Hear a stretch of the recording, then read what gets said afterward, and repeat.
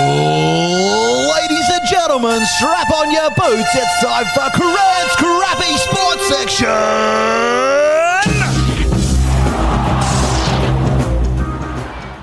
Okay, I'll do the intro then, Crent. This is your show, but here I am introing to our first ever sports-only episode of the podcast, Crent's Crappy Sports Section. I've been looking forward to this. It's my time. This is something that we probably should have been working towards earlier on. Like, yeah. I mean, I know I play the fool and hate the sports section and that sort of stuff, but I actually do love sport. I do enjoy sport. I do like talking about it, but I didn't want to do a podcast about it on its own. So now we are. So, exactly. You know what I mean? Like, I didn't want to mix it, did I? I wanted to sort of keep it a bit separate if we were going to do it. Exactly right. And we decided, well, we will. So, exactly. Can we announce our special guest? We're being joined by Brendan Favola tonight also. Are we? No, but do you reckon a few more people might tune in if they see that in the shorts? Clickbait. He's got to be up in about 4 hours. A little bit of clickbait. We'll get him on next time, mate. I'll talk to his management. Yeah. Fucking hell.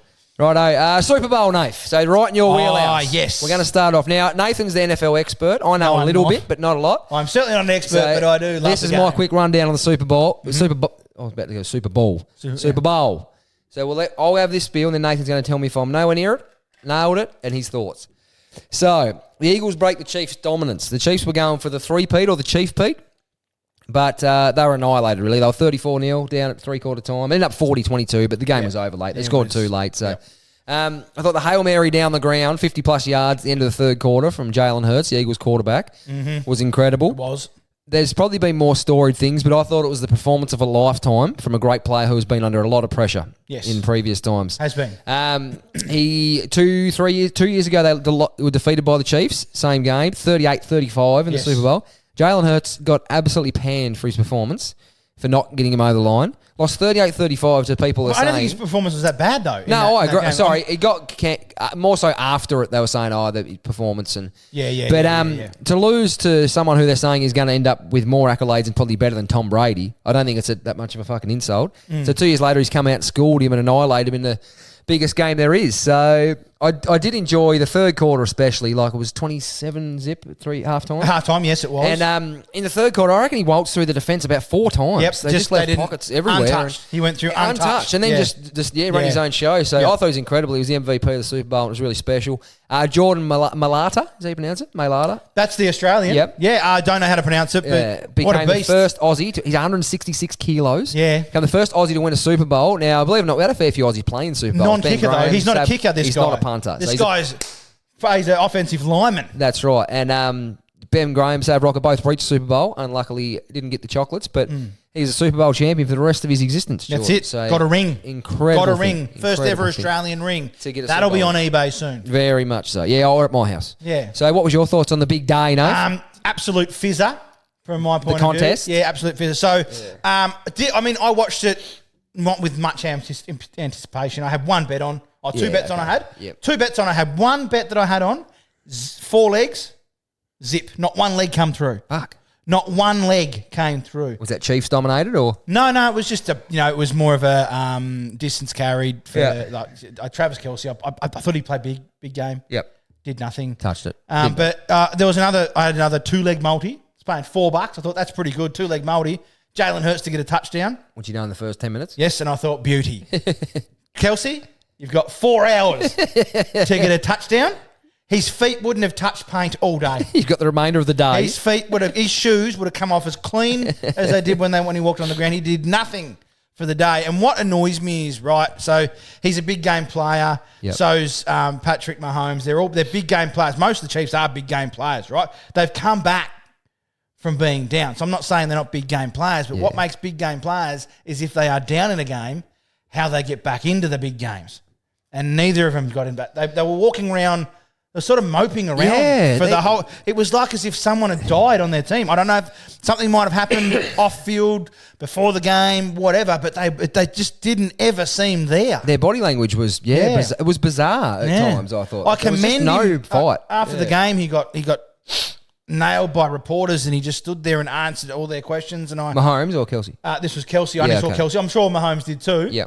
But Kelce was in the locker rooms, and he was answering all the questions.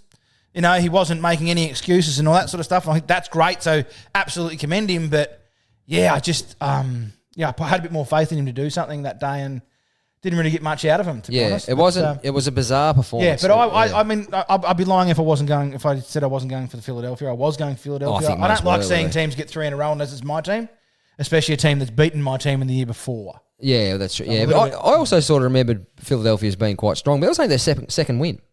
Second Vince Lombardi. Really? Yeah, I thought they'd been stronger than that. Yeah, okay. Well, we were alive for their first one because 2018. Yeah. Which, sorry, it was happening 28, but they call that the 2017 season. Yes. They don't run with 17, Yeah, 18. they run. Yeah, okay, they call it that. Actual, yeah, which is funny. But how do you feel being Travis Kelce, though? Like, I just had a look because I knew the figure roughly, but he signed a 2-year extension at one point worth $34.25 million. So imagine earning that sort of money, but about 100 times over, you're the poorest person in your house. Oh, yeah. Sorry, with his Sorry, he goes out with Taylor Swift. Yeah. What I was getting at. I was thinking you were talking about his brother. I'm Actually, thinking, well, his brother wouldn't have as much money. I have to say probably more than 100 times over, but imagine being that. Well, she's got 2 jets. Does she have 2? 2 jets. So if she's using one, she can send one for someone else. Yeah. Yeah, wow. Yep. Tough life. Unbelievable. Do you know they said after Era's tour, about however 1% of the world's population attended it. Oh, wow. That sounds, some people might say it's not great. You think about it, that's 1% of the whole world's population. 1% of 7 went billion. to her fucking, yeah. That's 7 million? Is it? Oh, no. 700,000. Fuck no. 1%? Of 7 billion? Yeah. What is it? More than that. 700 million then? No. It's 7 fucking something, mate. Oh, it might be, yeah. No, that'd be 10%, wouldn't it? Well, that's what I'm saying. If it's got to be smaller than 700 million. Yeah. Because that'd be 10%. Yeah, so 7 million. 70. Which was my first 70 answer. 70 million, 70. maybe. I'm pretty sure. Okay, right. I don't brush up on my maths, but this has been a great 90 seconds. We're on fire. But, it's pretty cool. People go, it's American shit or whatever, but it is entertaining as fuck, the Super Bowl occasion, isn't it? Like it's... Oh, it is. It is. It's massive, yeah. Well, it's not 70. You've got 79. That's what it ends up as. That's 70 million times 100, which would be... What does that mean? Error? Yeah. Yeah, right. So it's not 70 million. So okay, we'll sort it out later. But yeah, that was just what I heard. But yeah, no, it was a massive day. Kendrick Lamar, I don't know any of his songs.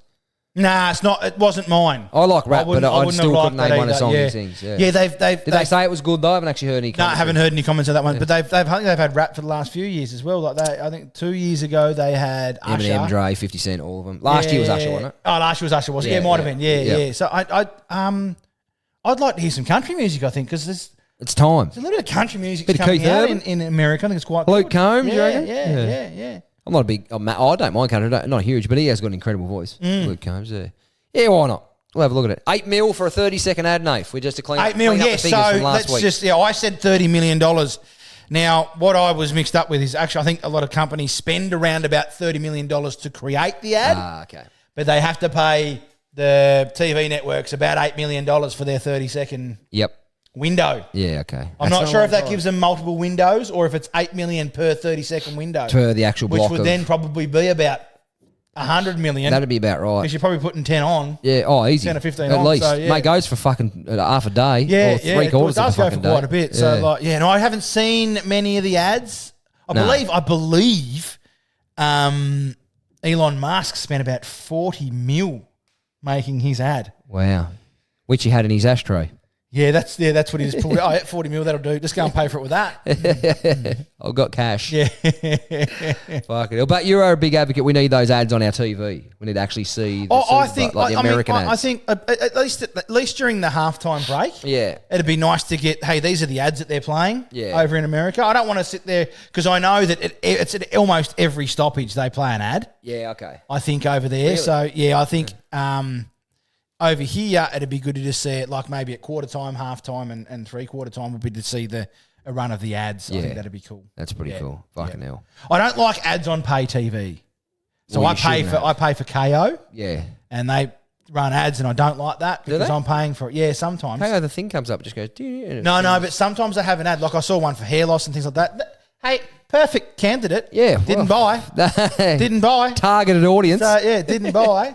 So, like, there was a few... I've seen a few in the past, like a few ads.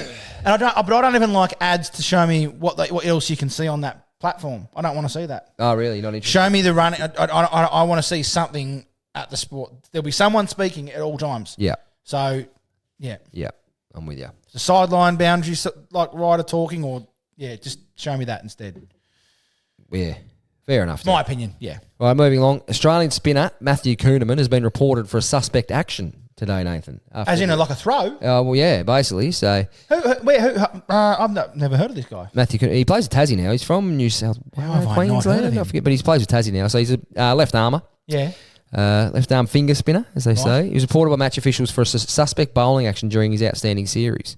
They revealed the shocking news today, and he'll have to undertake mandatory testing within the next 3 weeks to determine the legality of his action. Now, one thing people they actually engage a biomechanist and all these. He wears all the suit and all the balls and shit. A lot of people don't know though. Your arm doesn't actually have to be straight. You're allowed 15 degrees of flex. Yes. Within your bowling arm. Anything more than that is deemed illegal. So still 15 degrees isn't a shit ton. No. But it's enough to, so 15 degrees of flex is the rule. So you'll still be able to play for Tassie in the Shield cricket while the results are pending, but he can't participate in international cricket until he's cleared altogether. Oh, so right. 15 degrees of flex. You'd think it'd be all or nothing, really. That's a strange rule, but the ICC are fucking strange. But I suppose everyone's different too. Like everyone's arms work, their biomechanics. Oh, and some people physically can't. Like my arm actually doesn't straighten. Yeah, So exactly. We at the gym, we have powerlifting competitions, and we've got a couple of guys that come up straight to the judge and say, "Hey, my arm doesn't straighten." Really? So when I deadlift and when I bench press, you'll notice that there'll be a bend in one of my arms. Yeah, okay. I'm still locked out. So they're permitted for that. Yeah. They just got to know. You've got to highlight it. Yeah. Got to highlight it. Let us know. So yeah. Yeah. Wow. Well, not that I'm a judge. So that but wouldn't that be fucking harder? Oh, yeah, possibly. No, it's not completely bent. Like it's just like one arm gets locked out, the other one doesn't actually straighten. Like yeah, but I reckon that would make it fucking harder. Like you think about holding something like that rather than it wouldn't be an advantage, is what I'm saying. No, it's not. But what I'm saying is what I'm saying is though, if you were bench pressing and you didn't quite get it to the lockout position and you dropped it or you let it down. So whereas he's actually got to his locked out position, but his arms are still bent. It's as far as his arm goes. Yep. So they're not going to mark him down for that. Yep. Fair enough too. Not marking it. It's either pass fail. Yep. You either lift it or you haven't. Yeah. Okay. So it's Oh, so there's no. Yeah. Okay. Yeah. There's no. Oh, that was a 90%. Yeah. No, it's 100% or 0%. Can't be half pregnant. No, that's right. Yeah. Fair enough. Yeah. Bit of AFL stuff, Nave. Kenny the Brit to be keen. Port Adelaide today announced their coaching succession plan. So their current head coach, Ken Hinkley, will continue to coach for the rest of this season before handing over to his assistant coach, Josh Carr, who will take over for a 3-year deal starting next season. Right. Why is Ken Hinkley, why is he under the microscope? Has he had enough? Or? Hinkley, 58. He'll coach his 13th and 5th season this season with Port Adelaide. Yeah, okay. Yet to play in a grand final. Obviously hasn't won a premiership either. So 13 years is a long time. Mm-hmm. He's been in, probably 4 or 5 prelims in that time. I think that's probably what's kept him there. You're not putting him on the chopping block because they've been pretty strong side. He's been around the mark, and someone did tell. I think he's won the most games in that period. Yeah, probably. Roster him and Chris Scott. Him and Chris Scott are very close. Okay. So he's been really strong, but they just haven't been able to get there. But again, I'm not sure anyone would argue Port Adelaide are the best team. They're a 4-7 team, I think. I think they're going to surprise us one year, though. Oh yeah, we're gonna come out and go shit. It's round 10 and they're on top, and no one looks like beat them. You can bang on the door and some eventually get there, but they finished on top. COVID year 2020, they finished top 4 again last year. Year before they finished top 4, went straight out. Yeah, flogged twice. So. Great sets. Yeah, Josh Carr, Fremantle and Port Adelaide veteran many years ago, is going to take the reins. So I don't mind when they're. There's a lot of Alistair Clarkson about Josh Carr. Okay. Bit of mongrel. Yeah, bit of real fight. I can't of junkyard dog. I actually can't picture him at the moment. Okay, yeah. Played in Premiership Port Adelaide, went to Fremantle 4 years, come back and finished at Port Adelaide. Oh, right. So, but he was, a junkyard dog, hard on baller, loved to scrap, got to fight Mark Rashudo at the, what was the pub called Adelaide many years ago after a showdown. So did he really? And Roo, they reckon he's the scariest man in the world. Like apparently, yes, Josh Carr. Luke Hodges shit scared of Mark Rashudo. Apparently, he put the wind up him one night at the pub when he was giving a bit of shit. He said, "Righto, boy." And really? Apparently, a few of the Hawthorn boys were stirring him up, and he went with it for a while, and then he just peacocked a little bit, let him know who the big dog was. Yeah. The Roo, mate. He was like your last sort of heart, mate. Yeah. I see. One of the first AFL games I went and saw. Was at the old Telstra Dome. Telstra Dome. I think it was called back then, which is Marvel Stadium now to the young folk that are listening. I saw it. It was like whoever the dude was partying the Red Sea one day. Oh yeah. It was Adelaide versus Collingwood, and he just saw the ball there, and bloke's just got out of the way and he just ran down and got it. Like, me and Sparrow were over there watching it. And we spoke for the rest of the week. We're just going, the root. So, yeah. I can imagine. But yeah, some of these successions work. So Paul Roos to John Longmire in Sydney. First year Longmire made a semi-final. Second year Sydney won the premiership, 2012. Yeah, but then Paul Roos for a long time. Yeah, well, they've lost 4 grand finals since. So again, been around the mark. Paul Roos to Simon Goodwin. Melbourne was sort of on the rise, had a lot of talent, so it wasn't a huge surprise, but they went surprise semi-final, year or two down, then premiership. So Paul Roos has been unlucky then.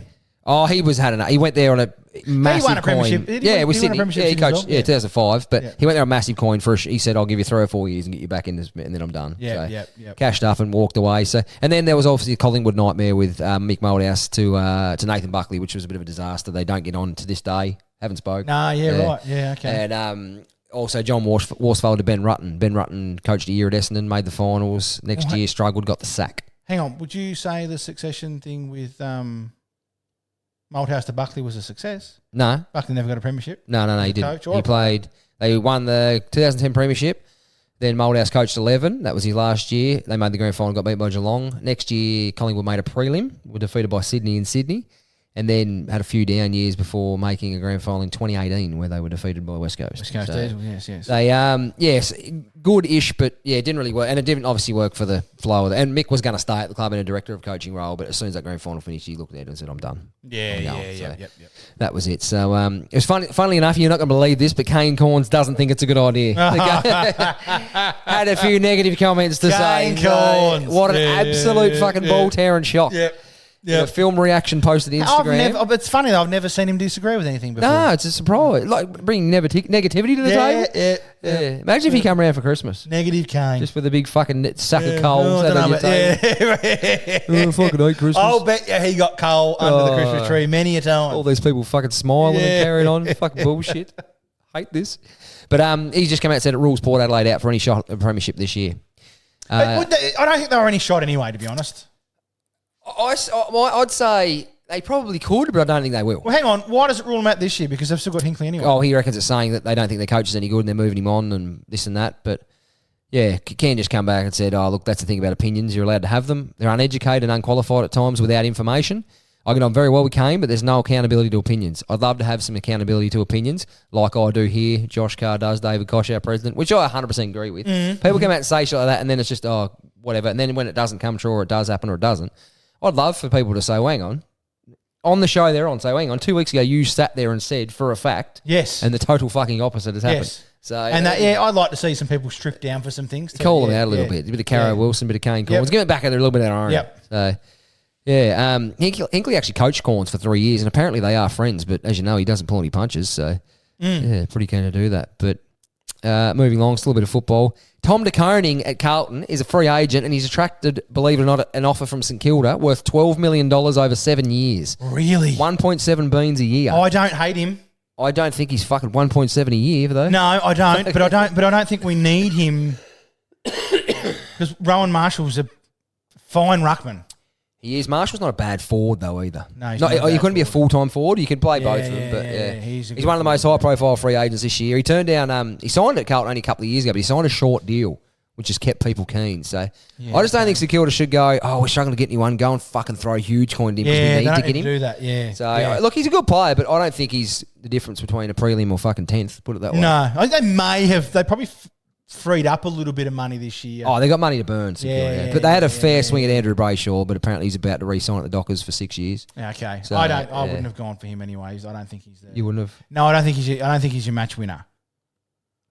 Solid workhorse, but I don't think he's your match winner. You know what I mean? Like AFL Coach Association award winner already at 22. Cool. So cool. He's only 22, is he? No, he was 22. Oh, He'd be 25 now. Yeah, okay. I thought so he was still older quite than that. young. I didn't think he was older than that. But yeah. The Koning's come out and said he loves Carlton. It's a group I love playing with. I've been here since I got drafted and I feel like I've played a lot of footy with the boys and we're really building that connection. There's a lot of talk, but it's probably good to not read into it. I don't read that sort of stuff. I leave that to my manager. At no point has he denied it. Yeah. I love that stuff. I just really would love to come at a player and say, I'm not leaving, don't worry about it. Nah, yeah, that's right. And instead of the spin, I get a bit sick of the spin. Yeah, don't give me that. I hate that they media train them. Yeah, so heavily. Media train them, but heavily. Okay, tell them, look, don't mention this bit, don't mention that bit. But be yourself. And then here we go. He's going here with the At the moment, I'm just trying to focus on my role for the team and doing what I can to help the team. That's what I'm told to say. Fuck me, Foley. And do you know what I hate? I hate like post-match interviews, like straight after the game. Yep. And say Nick Dacos just had 60 fucking touches and kicked 6 goals and he's basically the difference for Collingwood. And he goes, it's not necessarily Nick Dacos that does this, but like all players do it. They go, look, it's just a credit to the boys. And it's no. The boys cracked in. We're talking to you. Yeah. We know the boys played well.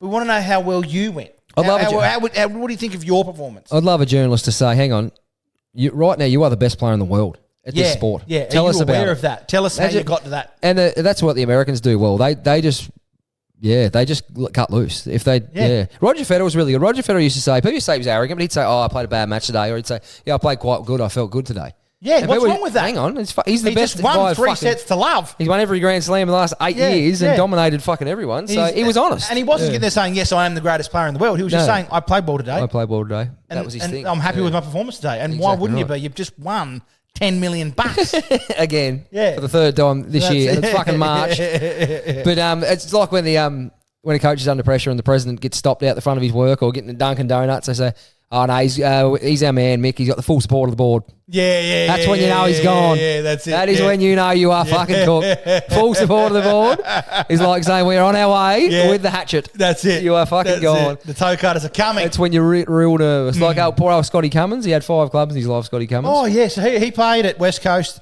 Essendon and Collingwood. Port Adelaide. So it might be 4 clubs. Didn't he coach West Coast, Essendon, Port Adelaide, Sydney. No, not Sydney. No, 4. Anyway, he used to joke on his podcast, Dane Swan, how many times he was told he was a required player.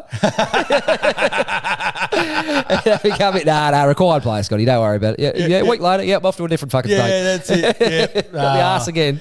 So he would be one of the most well-travelled players, would we say? Yeah, a few. Derek Kicker played 4 clubs. Who did he play with? Fremantle, West Coast, Sydney. Essendon, I think. Yeah, so... it's been a couple. Recently, the big ruckman, Tom Hickey. Not Tom Hickey. Yeah, St Kilda, Sydney. St Kilda, Sydney, Gold Coast, West Coast. Oh, right. Okay. Yeah. Extremely well travelled. 4 different states. Yeah, that is. Yeah. So, that's well travelled, right? And Braden Maynard has hinted a fresh Collingwood contract extension isn't far away, saying it'd be weird to have any other jumper on. 28-year-old is approaching his 11th season at the Pies. One of the big-name players eligible for free agency at season's end. It emerged during last year's trade period that North Melbourne made inquiries around the playing future of Maynard, who promptly and politely declined the club's approach. Do you know what North Melbourne's job interview is to get on their list? What? A pulse. Yeah. AFL experience and a pulse. I tell you, maybe we should just get to the footy field, kick some goals, send the video into North Melbourne. I can play in blue and white. Yeah, exactly right. And I can probably... kangaroo. Get on the shin boners. I was trying to think what I could fucking do. Make a hell of a singer. Yeah. Probably for the boys. Yeah. I'll be good in the kitchen. Bobby Boucher. Could probably work the team shop. Bobby Boucher. Yeah, Bobby Boucher. The water man. The water boy. Bobby Boucher. Back to Braden Maynard.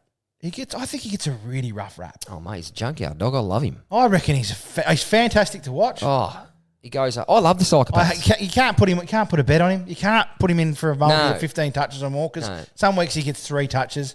But I tell you, I wish you could put hip and shoulders in or effort or, like the Shepherds and that sort of stuff because I tell you, he has a dip at them. I love blokes like that. I love the psychopaths. I just love it when they're up and about. I love it even, like if they're having a shit day and they get easy goals kicked on. I love seeing him turn around and fucking point fingers. Yes, absolutely. They are a professional athlete and they're not doing their fucking job. That's right. Tell them. Let them know. There's no problem with that. I've got no problem with that at all. No, he's a fucking... If you're letting the team down and you're not doing the team job or you're not following the plan, you got to be told. Yeah. I've got no problem with that at all. Exactly right. The hit on Brayshaw. Thoughts? I know this is old news. Play on. It was play on. Play on. And the way he was treated by... Oh. Fucking Jesus. Brayshaw's brother come out on his podcast carrying on that he didn't get suspended because he didn't fucking mean to hit him. He didn't do anything. Jesus Christ. I would have loved for someone to go back through Angus Brayshaw's career and find something similar and say, well, you weren't too fucking concerned here. I know he had some concussion problems, but it's not Braden Maynard's fault that his career is finished. It wasn't the biggest fucking hit. No, he was on borrowed time. Yeah, that's it. At that stage, obviously, if that was the case. I can tell you because he had time to get out of the way as well. Instead, he was too busy admiring his kick. Yeah, you got to just sidestep. Yeah, it was bizarre. Like Maynard was clumsy, if anything. But again, he's a psychopath. He would kill.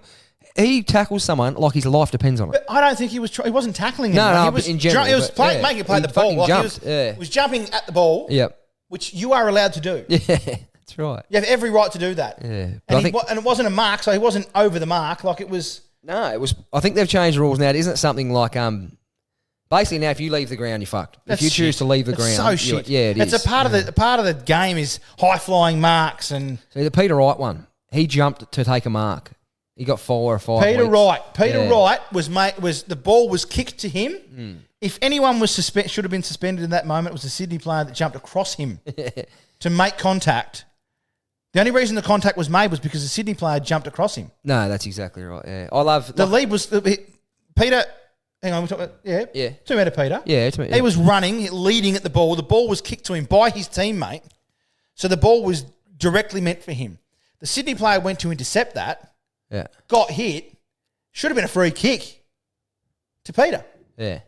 I love Luke Darcy always says he's not a triple M anymore. He used to be. He said, I agree. It's great that we're doing all this stuff, prevent concussion, prevent accidents wherever possible. That's great. But in a physical 360-degree game, you are never going to prevent accidents. No, you're not. Totally. Yep. They're going to... It happens in everyday fucking life. No one wants to get run over tomorrow. Someone somewhere will. That's it. And the more you try to prevent it, injuries the other way are going to happen. Like people are going to hurt themselves trying to get out of the way And how much... and not hit someone. AFL's always been that big He-Man sport. People are going to be pulling out of contests now. Yeah, that's it. And now everyone's going to be called they're going to be ripped because they're pulling out of contests. So- but they don't want to lose 6 weeks of their That's the fabric wage. of the game. Yeah, that's exactly You know right. what I mean?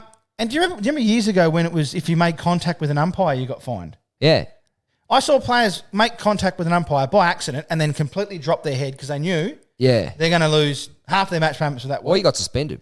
Was it suspended? Was it? Yeah, you get suspended. I'm if you pretty made- sure it was. I can't remember who the negligent player was, contact but with an he umpire. like Greg Williams grabbed Yeah. one by the shoulder, didn't he, or turned him around or something. Oh like yeah, that. but no, this was like in play. Umpire backed out. Oh, collided. Just Yeah. Accidental collision, and all of a sudden the player gave up chase. He's like, shit, this is fucked. And then 2 people at work. An honest accident. that's it. That's it for me, Dave. All right, that's it for sport. That's it for our first sport pod. I promise I'll get better. Haven't got an outro for sport, so That's all right. Let's do that. It's currently 11:05, and fuck, it's hot in here. I could at do 11:05. I could do this. What in the world has pissed you off now? Sport. More than fair. More than fair. Go follow us at all the socials, Instagram, Facebook, TikTok, and YouTube. So YouTube full episodes of both the sport and the general podcast will be up. So go and watch us there. We do have a bit more fun on video, I think. So go and have a look at that. And email us in sport topics. Email us in some crazy sports, some weird sports, if you would like us to talk about those at admin@barronfiles.com. Shit, yeah. See you soon.